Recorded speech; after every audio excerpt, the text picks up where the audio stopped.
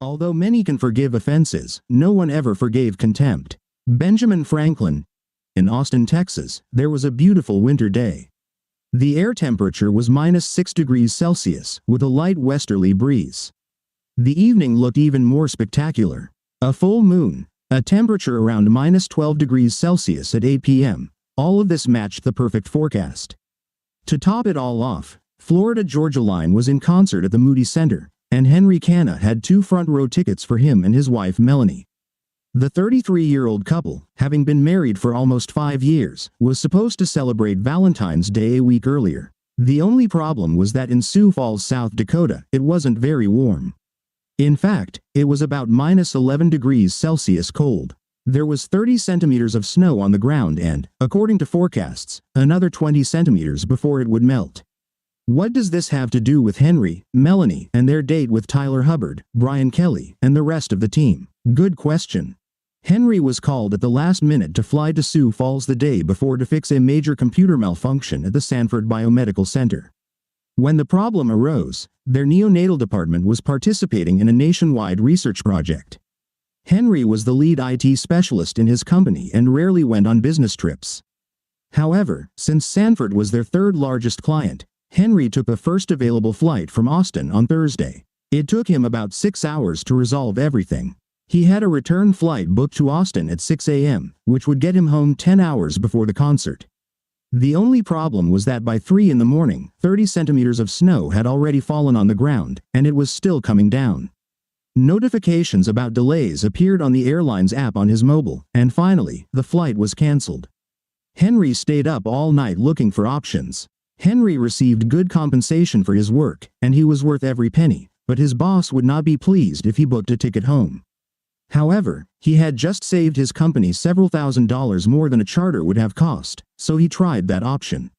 By 5 in the morning, it was clear that no one would be flying anytime soon. The snowfall continued all day, and the temperature dropped to about -9 degrees Celsius. Some called it the storm of the decade. All Henry could think was, damn. Around 9 a.m., he dialed Melanie's office direct number. Her assistant, Kim, answered after the second ring and connected him. "Hi, babe, I'm so worried about tonight. What time are you planning to come home?"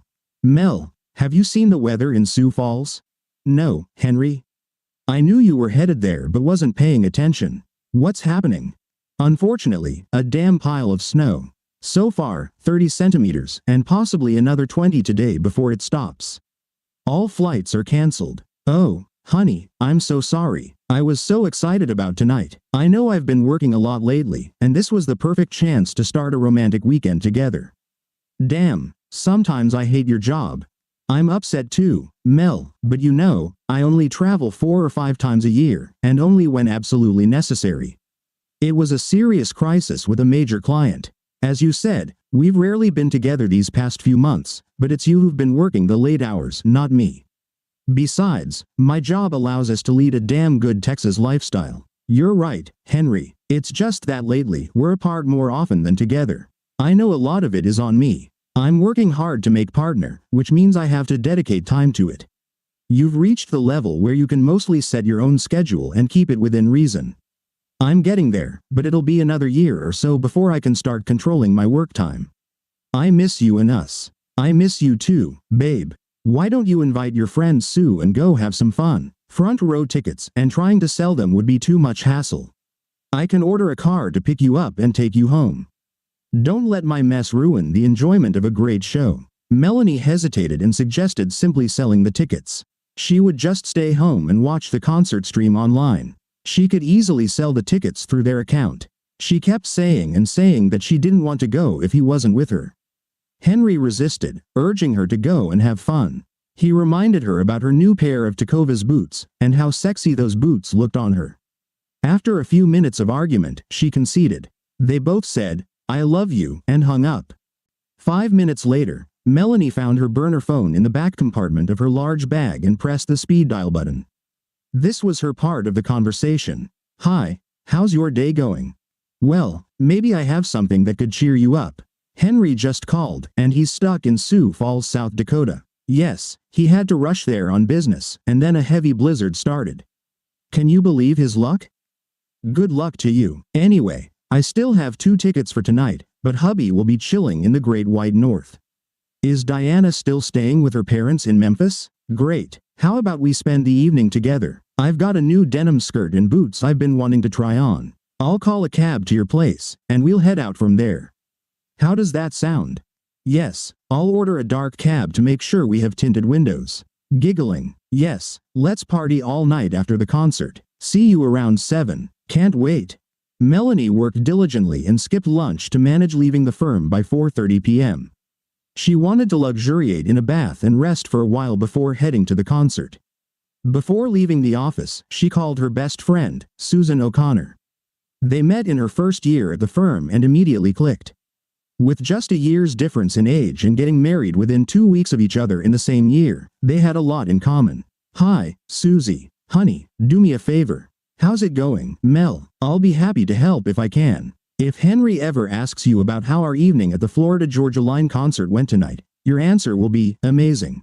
Why the hell, Mel? Are you still messing around with David the jerk? Mel giggled. Yes. I just can't get him out of my head. I know his colleagues' partners call him that because he can be a jerk, but let me tell you, there's another funny reason for the nickname, jerk. Sue was not amused. Mel, Henry is an amazing person, and you guys together are an amazing couple. This is the time when you start thinking about kids and building a family together. You're not in college anymore, sister. Why are you spreading your legs for this jerk? You're risking everything for some guy. Mel sighed. Her friend was faithful, but at the same time, she was a bit more conservative in her views on marital fidelity. I know, Sue. Henry is a great guy, and I'm not planning to lose him. David is wild and fun. We're both happy in our marriages, but really, between us, there's just this sexual spark that shakes our worlds. Mel, you really need to think before you speak. If you were happy in your marriage, you wouldn't be messing around with your boss in romantic escapades. And he wouldn't be sleeping with one of his employees if he was satisfied. Which part of your marriage vows did you not understand? Forsaking all others is pretty straightforward. Mel started to tire of her friend's lectures. Sue, are you going to cover for me or not, if Henry ever asks? I won't provide any information and will never bring up the topic, but if he asks me directly, I'll say I was with you. Where are we sitting? Front row, right in the middle. Thanks, Susie, you're the best. Next weekend, we're spending the day at the spa salon. It's on me. So Henry bought great tickets. Now you're using his gift to cheat on him with David, Sue thought.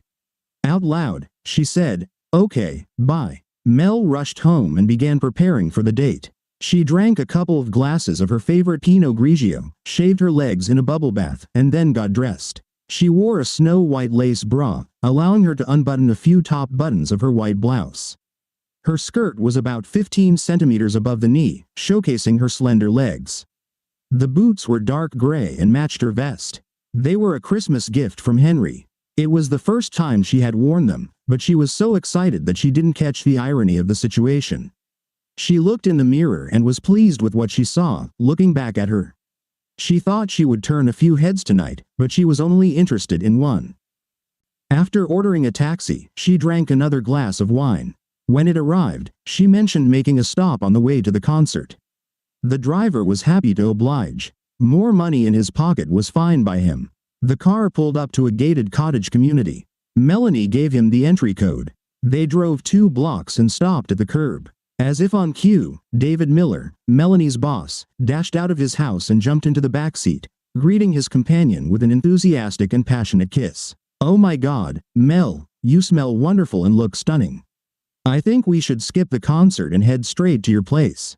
Melanie responded to his kiss, parting her lips and purring into it. Calm down, big boy. We'll have plenty of time for that later. It's going to be a great show. The taxi driver kept silent but noticed the wedding ring and diamond on her left hand as she kissed and caressed her lover.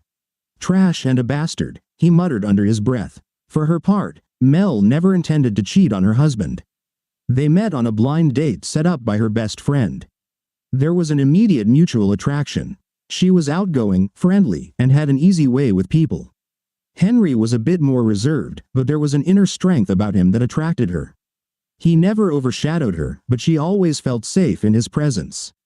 He was kind but firm, warm-hearted, and wise beyond his years. He went to college on a scholarship and after graduating, served 5 years in the Marine Corps. This experience, combined with his personality, made him someone others could always rely on. Mel found this trait as sexy as his 190-centimeter height and rugged good looks. Henry was skeptical of Mel's infatuations from the start. He never considered himself a catch or anything special. The Corps taught him that his duty was to look after those around him.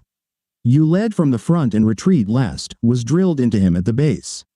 This principle made an impression on him that stayed even after returning to civilian life. So, being pursued by a beautiful woman slightly embarrassed him. The only time he felt out of his element was when Mel suddenly grabbed him and kissed him passionately or looked at him across a crowded room with a gaze that could only mean, "I need you to figure out how to fuck me right now."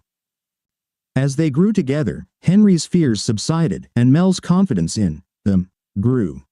They married after an 18-month courtship, which included a 4-month engagement. With his knowledge in communications and natural abilities, Henry landed an excellent job at his current firm in Austin. By his 3rd year at the company, he led his own department. In the 5th year, he became the vice president of IT development and client support. Mel graduated from law school 9 months after they got married and secured a solid entry-level position at a mid-sized firm in Austin, specializing in oil and mineral rights law. She was very astute and caught the attention of 3 partners at the firm, Connor, Sims, and Miller. And that's when the troubles began. David Miller was a 43-year-old married man with 2 teenage children. His wife, Diana, was the principal of one of the local high schools. Mel liked her, and she always thought they matched well as a married couple. Much about her boss was a mystery to her. However, it was clear that David Miller was a tough nut to crack, worth working for. He worked at least 55 hours a week as a senior partner, while 2 of his colleagues barely worked 40. He expected his team to work around 70 hours a week. Mel was in her 3rd year at the firm and had finally moved up to a 65-hour workweek. Miller seemed pleased with her work and gave her more substantial assignments. They began spending more time together. More time during the day and after hours. More time with the team and just the 2 of them. Soon, the loneliness became much more significant than team interaction. They began to communicate more intimately and even touched each other at times. They were playing with fire. Both understood it. It took 6 months before the spark turned into a real flame. They won a major court case that brought in a profit of about $2 million. David's share was supposed to be around $400,000, and Mel was to receive a bonus of $45,000. A 6-person team gathered in David's office to celebrate the event in the evening. The guy was in such a good mood that he even opened a bottle of his collectible bourbon for the occasion. An hour later, the party was winding down. David asked Mel to step aside for a minute. This caused a couple of smirks among the more observant guests. David saw the last visitor out and quietly locked the door. He turned around to find Mel, leaning against his desk, already unbuttoning her blouse. David paced the room like a man possessed. He wrapped her in his arms and engaged in a passionate kiss. David was not as big or strong as Henry, but he was more decisive. He was one of those guys who knew what they wanted and went for it. He had wanted Mel ever since they began working closely together about 2 years ago. His lust had been building up for a long time, and now it was finding its release. David moved in and out of Mel for the next few minutes. Holding her tightly by the hips, he took her from behind as she lay bent forward, sprawled across his desk. "You're amazing, Mel," David finally said, pulling away from her, allowing her to turn around, and embracing her. "I love that hot, dirty talk, but I think you're just incredible, and I hope this isn't all there is." "No, David, I don't think this is just a one-time thing. I feel a connection with you that I don't want to fight against. We're both married and want to keep it that way, but I hope we can have moments like tonight very often. I'm glad to hear all that from you, Mel. Yes, we both want to preserve our marriages, but I also want us to have more moments like this. Let me show you how much I want it," Mel responded, kneeling down. That was 6 months ago, and now Mel and David were entering the concert venue hand in hand. They concealed their affair well but made efforts to meet at least twice a month. Tonight, if they were worried about being seen, they didn't show it. They weren't overly affectionate, but even an outsider could tell it was a date between 2 people drawn to each other. Back in Sioux Falls, a dejected Henry decided to watch the concert live. If I can't be with her, maybe I can see her when they show the crowd, he thought to himself. After the opening acts, the band FGL burst onto the stage, performing 4 fast and loud songs. Until the 5th song, which finally slowed down, the cameramen didn't work the crowd much. When the camera began to capture couples in the audience, the love song, Cruise, started to play. Henry nearly ran to the bathroom when the song started, but he remembered it was Mel's favorite song and stayed. 30 seconds later, his world crumbled and his marriage disintegrated. The camera stopped on a couple in the front row, right where Henry had bought tickets. A man and a woman were embracing, dancing slowly, and kissing passionately, clearly oblivious to being on the big screen. He unmistakably recognized Mel in her new boots, which Henry had given her last Christmas. And though he didn't know him very well, there was no doubt that David Miller was the one embracing and passionately kissing his wife. Henry collapsed to the floor, completely speechless. The pain of betrayal hit him like a punch to the gut. He was stunned, his head spun, and he struggled to breathe. The camera moved to 3 other couples but then returned to Mel and David. This time, Mel broke off the kiss, looked up, and saw themselves on the screen. The panic on her face was impossible to hide. She buried her face in David's chest, pulling his head down to hers so he wouldn't look up. For 15 minutes, Henry sat on the floor, tears streaming down his face. He alternated between muttering something like, "Why, Mel," and angrily exclaiming, "Damn you, Mel, and you're going to get it, David Miller." As his composure began to return, he realized he needed to move and act quickly. In the Corps, he was taught that if you sit still and do nothing, you die. If you move and engage the enemy, you have a chance. He started to move. Henry called his good friend and attorney, Michael Lipscomb. Michael was a bit surprised by the call at 9:30 p.m. on a Friday night, but even more surprised by the topic. He apologized to Henry and asked him to confirm a couple of times, clarifying if Henry was sure it was Mel. Having made sure, he told Henry to hang up but answer the call that was supposed to come within the next 5 minutes. 3 minutes later, the phone rang. He didn't recognize the number, but it was an Austin area code, 512. "Hello, this is Henry Canna." "Good evening, Mr. Canna. This is Erica Hamilton, an attorney and a good friend of Michael's." "Hello, Mrs. Hamilton. Thank you for calling me." "Call me Erica, and I'll call you Henry," Erica replied. Henry was about to say something, but she continued, "Forgive me for being blunt with you, Henry, but time is of the essence. Your wife is at a concert with another man, and you witnessed their intimacy live, correct?" "Yes." "Good. Where were they sitting and what were they wearing, as far as you can tell?" Henry responded as quickly and succinctly as possible. "When we hang up, send me the most recent and best photo of your wife that you have. While we're speaking, I have a private investigator heading to the concert. He will be there in 10 minutes and, if necessary, will spend the entire evening and the rest of the weekend with them. We need to gather as much evidence as quickly as possible." "All right, thank you. Henry, can you think of a pretext to stay in Sioux Falls for a couple more days? I would like our evidence to be irrefutable, and just one evening at the concert won't prove that. If you can stay because of the snow or work a bit more for your client, we'll have a better chance of catching him with his pants down. Please forgive my frankness." "Yes, I can arrange that," Henry replied. "Good, Henry, send me the photo as soon as possible and wait for my call. I'll call you no later than noon tomorrow with an update. Call your wife in the morning at a time convenient for you and tell her you're staying at least until Monday evening. I assume your employer won't mind?" "Yes, I'm the senior vice president, so I have a flexible schedule. I could work with the client on Monday." "Great. Sorry, but I have to run. We'll talk tomorrow." Henry was grateful for the conversation and quick actions. His head was still spinning, and he had no idea what the final outcome would be, but it was clear that this woman was good. That night he hardly slept and, by the way, never listened to FGL again. By 5:30 a.m., Henry had stopped trying to fall asleep. He got up and looked out onto the street. The snowfall had weakened, but it was still falling. He turned on the local radio station. In the last 36 hours, a total of 55 centimeters of snow had fallen. This was a real record for Sioux Falls. Obviously, nothing special would happen by the end of the day or even the next. Henry began making notes. 1. Infidelity was a common affair for her. Whether it was the first time or the 100th, it didn't matter. He wouldn't tolerate a breach of trust between close relatives. 2. As if infidelity wasn't terrible enough, the contempt they both showed towards him was the worst of all. They danced a slow dance and kissed in a very public place in his town. Even if only 1 or 2 acquaintances saw them, rumors would spread. Have you heard that Melanie Kahn is cheating on her husband with her boss? He wouldn't put up with this crap for anything. 3. He analyzed his actions as her husband over the past 5 years. He had always been faithful to her, but it's not like women were breaking down his door. He rarely looked at another woman. He was head over heels in love with Mel, and that meant he was absolutely faithful to her. Occasionally they argued, but he was a good husband to her. Caring, friendly, protective, but always respecting her as an equal partner.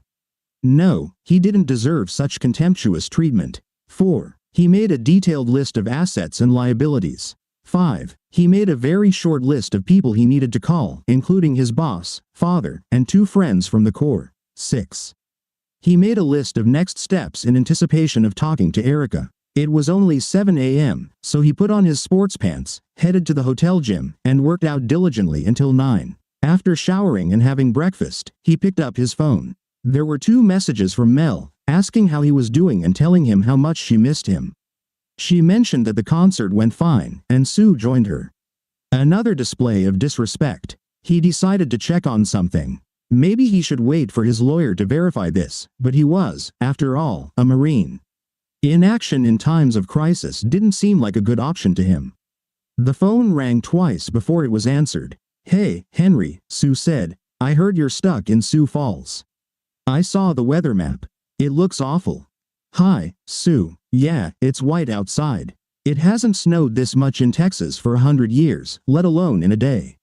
I'll be glad to get back home. How can I help, Henry?" Sue's voice sounded nervous. "Listen, Sue, I'm just curious.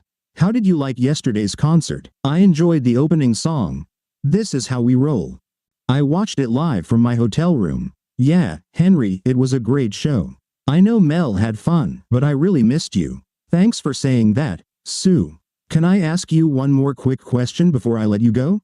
"Of course. I know you're a big fan of FGL, so I'm wondering, how the hell could you mistake This Is How We Roll for Up Down, the song they opened with last night? How is that possible, Sue?" There was silence on the other end of the line, and Henry continued. "Sue, I know you're Mel's friend, but I also considered you a friend, like Jim, her husband. But now, it seems you've taken someone's side and are ready to throw away our friendship so she can sleep with her boss. I'm not sure what I or Jim have done to deserve such disrespect, but your betrayal hurts me deeply." A lump formed in Sue's throat, and tears welled up in her eyes. It dawned on her that she had acted wrongly by covering for Mel. No true friend would ever ask someone they care about to help them be dishonest and hurt others. "I'm so sorry, Henry," she replied almost in a whisper. "How long has this been going on, Sue? How long has David Miller been sleeping with my wife?" "About 6 months, Henry." Henry was prepared for something like this, but hearing it for the first time, he was taken aback. It took him considerable effort to maintain his composure. "Sue, does Jim know you're lying for Mel and helping her break her wedding vows to cheat on me?" Sue gasped. "Oh no, Henry. Jim doesn't know anything about it. He would be devastated and utterly ashamed if he found out about my role." "Okay, Sue, for now, I won't tell Jim about the role you played. Soon, everything will come out, and I'm sure you'll have questions you'll need to answer. Jim is a good man, so my advice to you, come clean when the time comes. And until then, if I find out you so much as breathe a word of this conversation to Mel, I'll call Jim myself and damn well make sure he understands explicitly the role you played in helping Mel accuse me of disrespect and destroying our marriage." Now Sue was crying. "No, Henry, I won't say anything to Mel. I won't even respond to messages or phone calls over the weekend. I'll find a way to avoid talking to her. I'm so sorry, and I'm ashamed, Henry." Henry hung up without saying goodbye. On the other end of the line, Sue began to realize the depth of her foolishness in the name of friendship. She knew she would have to talk to Jim as soon as possible. Perhaps it would be best to do it right now. Then Henry called Mel. Her voice was sleepy, but she played the role of a loving wife perfectly. She pouted a little when she learned he wouldn't be home until Monday evening at the earliest. They had fun with Sue, but it was different without him. She didn't have much planned for the day. To run a few errands, tidy up around the house. Nothing special. She promised to make something special when her hubby returned home. She ended the conversation with a polite, "I love you." Henry replied, "Goodbye." She thought it was odd, but then David started caressing her breasts and tweaking her nipples so much that it drove her crazy, so she didn't think about it anymore. At 11:58 a.m., Henry's phone rang. It was Erica. She briefly informed him of the latest news and then said she would call back around 7 in the evening with a detailed report. She called exactly at 7 p.m. in general. It all boiled down to the following. 1. The shooting was very, very good. The private detective came to the concert and took several more shots. For a while, Mel was scared of the cameras, but by the end of the concert, they were hugging and kissing again. 2. They returned to Henry and Mel's house. The private detective anticipated this and placed recording equipment in several rooms. They spent the night engaging in passionate sex in the master bedroom. 3. Later, in the kitchen, they had a casual but candid conversation about what their relationship had been like from the beginning. They openly mentioned a few sexual escapades within the walls of the law firm. They also discussed how to keep it a secret. 4. They went out for lunch, then returned to the Can's bedroom for the rest of the day and evening. More sex. 5. The private detective will continue observation and recording, but Erica speculated that everything would be more or less the same. Then she wanted to know what was on Henry's mind. He had been thinking and taking notes all day. He shared his thoughts with his lawyer. She publicly disdained me and privately for 6 months. Our marriage is over, he began. She needs to feel the humiliation she brought upon me in the eyes of her friends and family. The truth about her actions needs to come out. There's no need to exaggerate. The facts speak for themselves, but no nonsense about irreconcilable differences. I want her served at work as soon as possible. I want his wife to know when I'm serving Mel, and maybe she can coordinate to serve her husband at the same time. The same goes for David. I want his wife to have everything we have on him. I hope and pray that in the divorce, she comes out on top. I also hope that his partners have more moral backbone than he does and they force him out of the practice. Maybe if we threaten to sue the firm for repeatedly engaging in office sex, we could motivate them in that direction. I don't want to stay in this house. I need to sell it. There are too many memories. Honestly, I don't even know if I'll stay in Texas. However, I also don't want her to live there. I hope when we sell, we can split the shares 50-50. I also want to protect all my assets. I don't mind spending my money on paying off cars or other minor debts, but I am absolutely sure I don't want to pay her alimony. She just received a large bonus, and the amount was already in the 6-figure range. Erica asked a few clarifying questions. She told Henry that given his ability to earn well, she would likely receive some form of alimony. However, if the law firm had a clause about moral principles, they could clearly argue that her infidelity destroyed the marriage. That could help. Henry will stay in Sioux Falls or return to Austin, lying low until noon on Tuesday. Mel will be served midday. Erica will try to locate Mrs. Miller before then and see if she wants to join the fun. Henry noticed that Mel hadn't called him on Saturday or early Sunday evening. They must have been having a wonderful time with that jerk. He knew he had to call her, or she might get suspicious. He called around 9. "Hey, I was just thinking about you and realized we haven't talked since yesterday. I hope you're still coming home tomorrow. I can't wait to see you. I missed you so much. Sorry, Mel, but it'll be on Tuesday. I have business at O'Hare Airport, so I'll be back home around 3 in the afternoon, and then we can plan a dinner together." "Okay," she replied disappointedly. "But next time I see James, Henry's boss and CEO, I'll tell him no more winter trips. He ruined an absolutely wonderful weekend that we were supposed to enjoy together. You'll tell him whenever you want, when you see him again," said Henry, almost chuckling at the thought. To himself, he thought, "What a damn, heartless, and evil bitch you've become, Mel." They talked for another minute or two, and before hanging up, Mel said, "Henry, I love you so much. You know that, right? You know how much I love you." "Yes, Mel," Henry replied, holding back tears. "I know exactly how much you love me," and with those words, he hung up. He just couldn't bring himself to humiliate her, even if it meant letting her know what was happening to her, and he knew what was happening to her.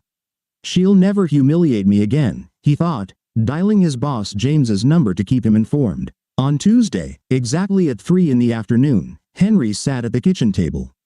He wasn't sure when Mel would return home. He learned from Erica that everything was proceeding as planned. She was supposed to be served somewhere between 2 and 4. Obviously, Mrs. Miller had already forgiven that jerk for his 2 previous affairs with women like Mel. She wasn't in the mood to forgive a third, and happily hired Erica to represent her interests. Both Henry Cann and Diana Miller were named as plaintiffs in a civil lawsuit against Connor, Sims, and Miller. Erica reminded them both that she didn't think it would lead to anything, but there were rumors that, although Connor and Sims may not have been choir boys, they were not the type to tolerate immorality that harmed their business. Perhaps a member could have been shown the door. At 3:15, Erica called Henry to inform him that it was done. While they briefly discussed the next steps, Henry's phone was blowing up with messages and calls from Mel. In order, the messages read, "What the hell? How dare you humiliate me at my workplace? Answer, you jerk. Damn, you better be home when I get there. I'll never forgive you for this." Henry had only been in combat twice. His role in the communications service was to provide combat support.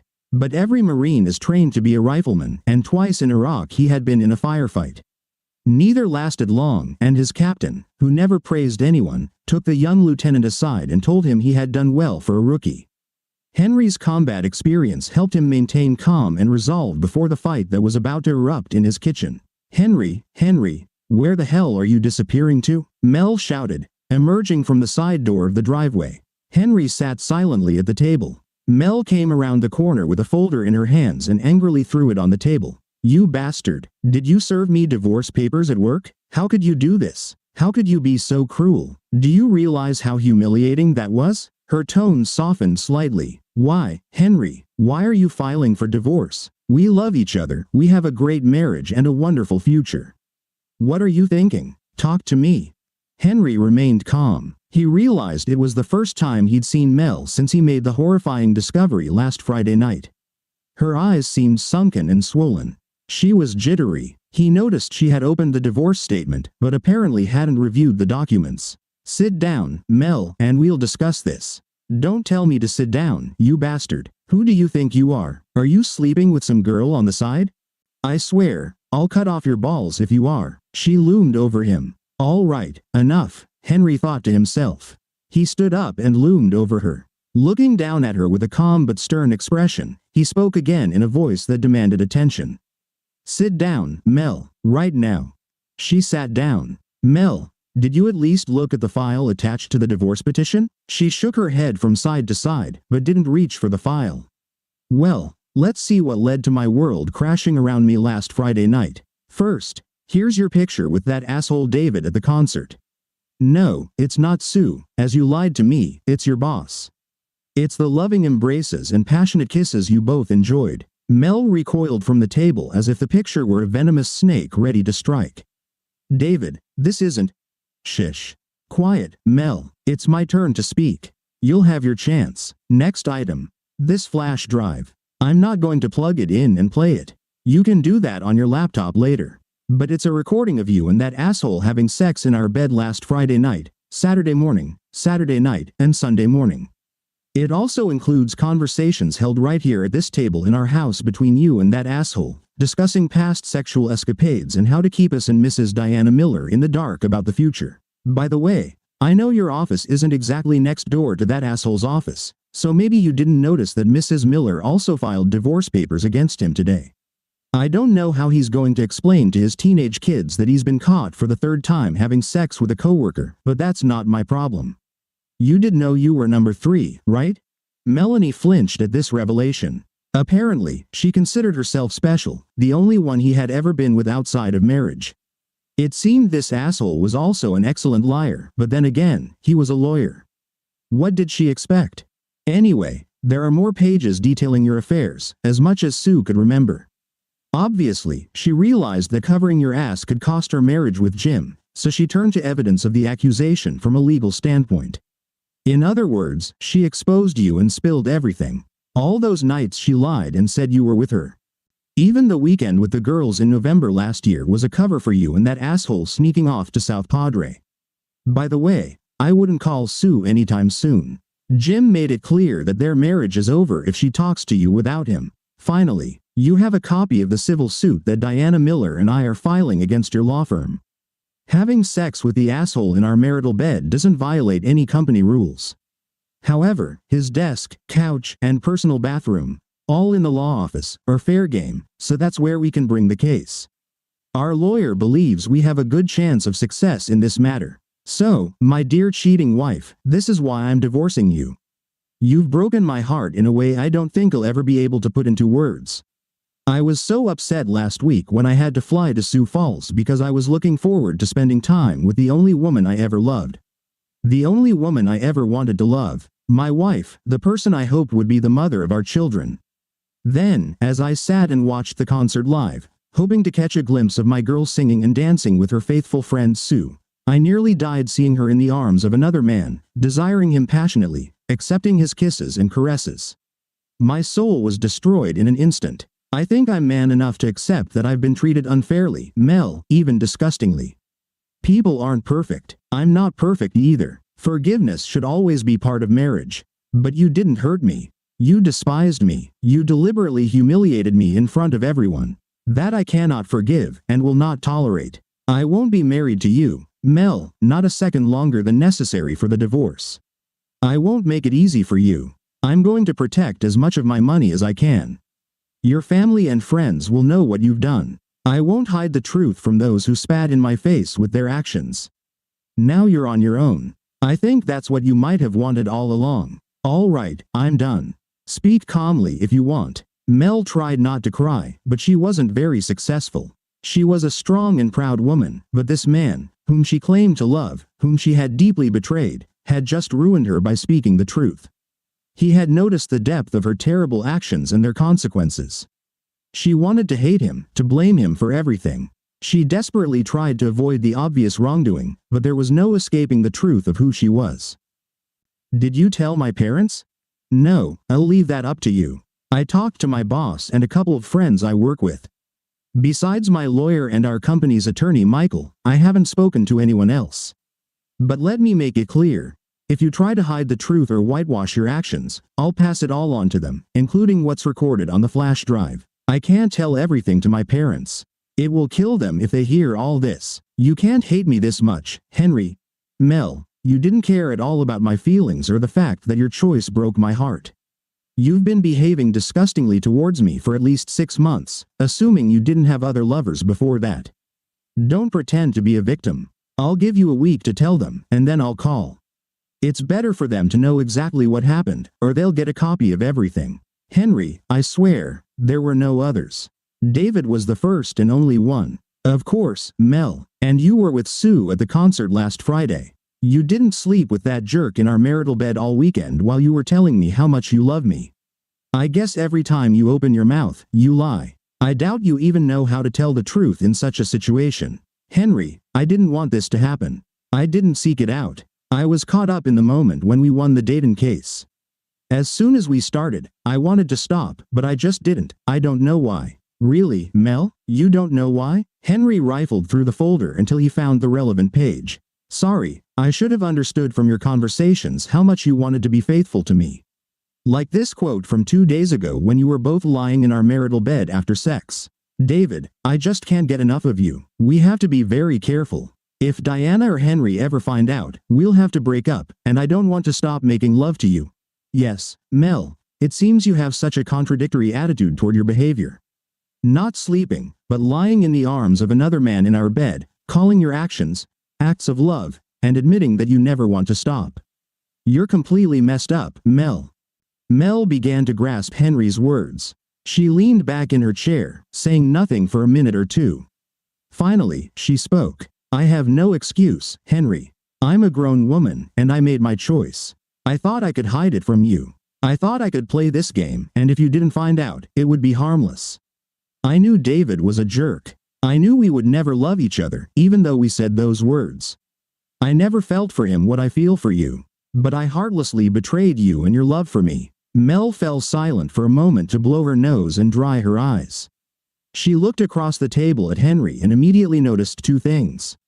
His wedding ring was lying on the table, and from the look in his eyes, she realized he was lost to her forever. He regarded her with the same contempt she had for him.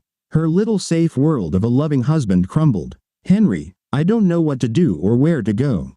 I can't leave home until the divorce. It would mean admitting it's all over and committing financial suicide. I suppose you won't leave either. Can we agree to stay here for a while? I need time to think and decide on my next steps. I can't promise I won't push for divorce. Right now, all I want is to be with you always.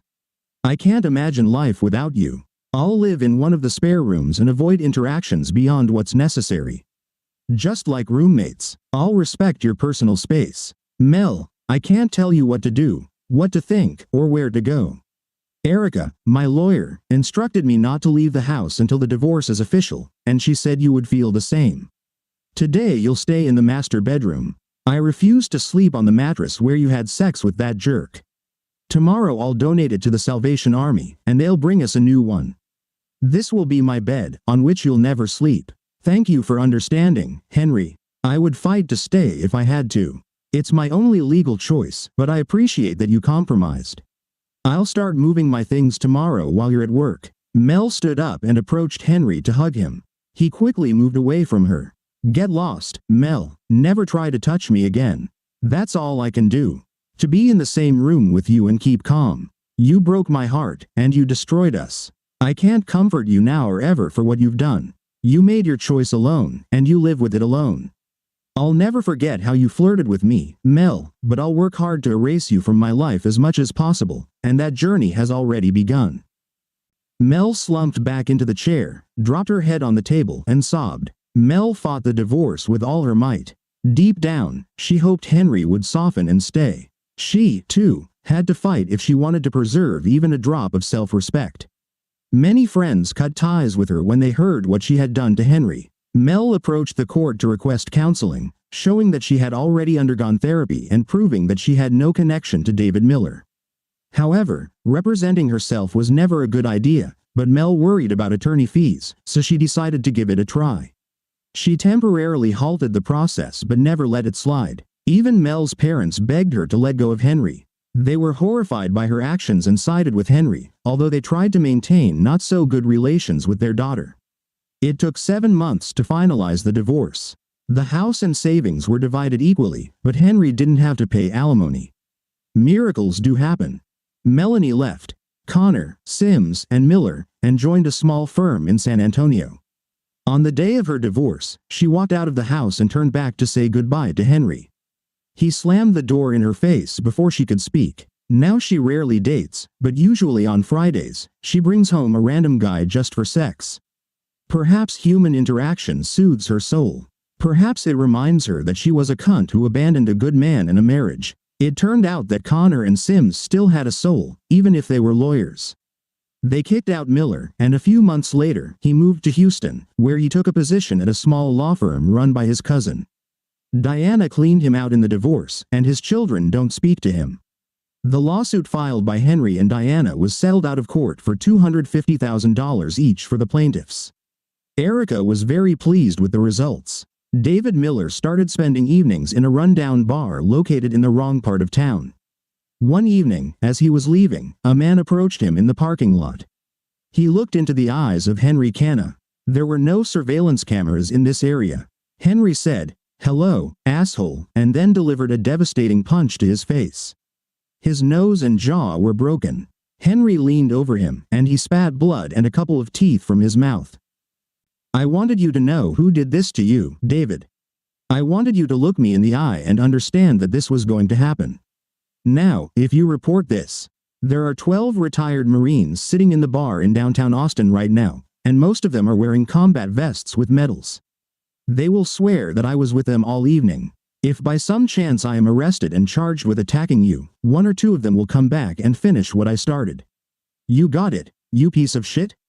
Charges were never filed. About a year after the divorce, Henry was leaving a cafe in downtown Austin when he looked up and saw a beautiful woman about his age entering. He held the door for her as she walked in. "Thank you, kind sir," she said. "Nice to see that some cowboys still have good manners." "You're welcome, ma'am," Henry replied, heading towards his car. He was about to leave when he thought to himself, "What the hell?" and turned around, heading back into the cafe. She was sitting facing the door and immediately looked up when he returned. He walked straight to her table, extended his hand, and said, "Sorry to interrupt, but I just wanted to introduce myself. I'm Henry." She shook his hand in greeting. "Nice to meet you, Henry. I'm Lori. Why don't you pull up a chair?" Quote,